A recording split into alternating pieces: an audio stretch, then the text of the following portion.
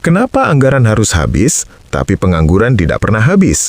Tahukah kamu, setiap akhir tahun, anggaran daerah dipercepat habis. Kenapa? Karena ada budaya lama. Kalau tidak habis, tahun depan dipotong. Masalahnya bukan sekadar uang keluar.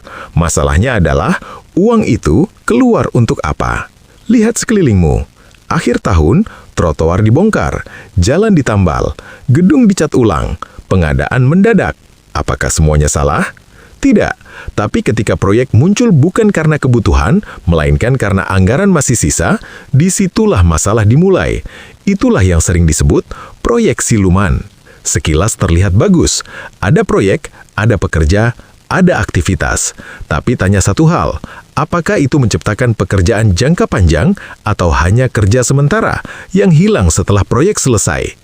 Begitu proyek selesai, pengangguran kembali. Kenapa ini berbahaya?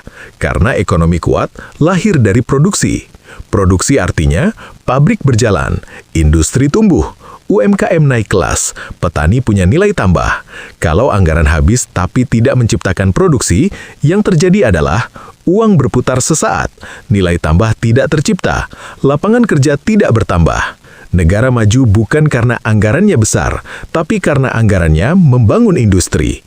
Korea Selatan dulu miskin sumber daya, tapi mereka pakai anggaran negara untuk bangun baja, bangun galangan kapal, bangun pendidikan teknik.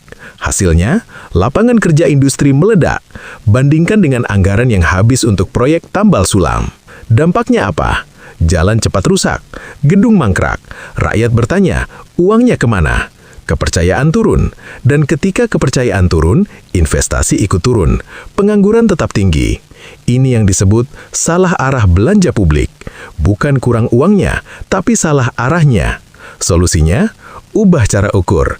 Jangan tanya berapa persen anggaran terserap.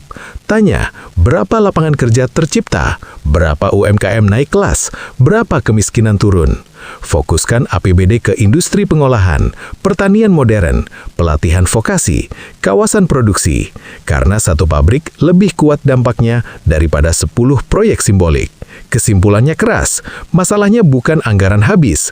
Masalahnya, apakah anggaran menciptakan produksi?